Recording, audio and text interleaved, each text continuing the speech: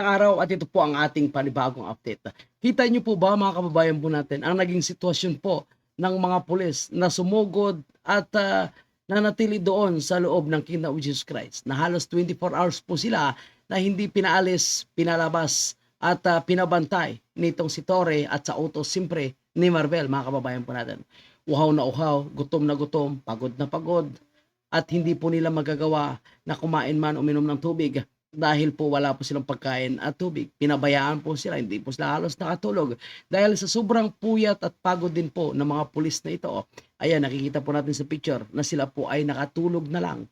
Samantala po, ang kanilang amo na nag-uutos at nanggigigil na para maaresto itong isang pastor Apollo Kibuloy ay nakikipagparte at kumakanta lamang sa isang stage.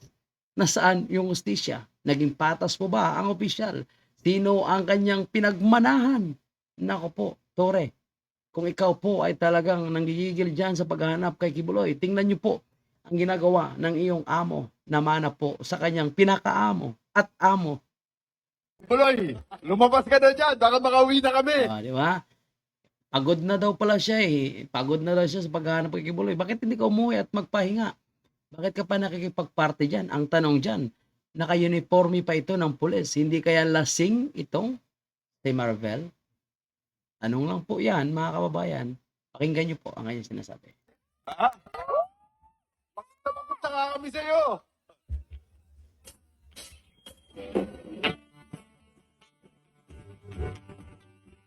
So dinaan pa sa ito, kantahan. Ito ba ay party, inuman, manang-mana po ba yung nasa Malacanang, mga kababayan po natin? Lakas ng loob po na makipag-inuman, makipagkantahan at sinasabi niya na pagod na daw po sila kay Pastor Apollo Kibuloy. May paakbay-akbay pa ang animal sa chicks. Ang sarap ng buhay. Samantala yung mga pulis, inutusan para mang-oppress, manakit, manggipit, mangharang sa mga taga KOGC. Pagod na pagod, hirap na hirap.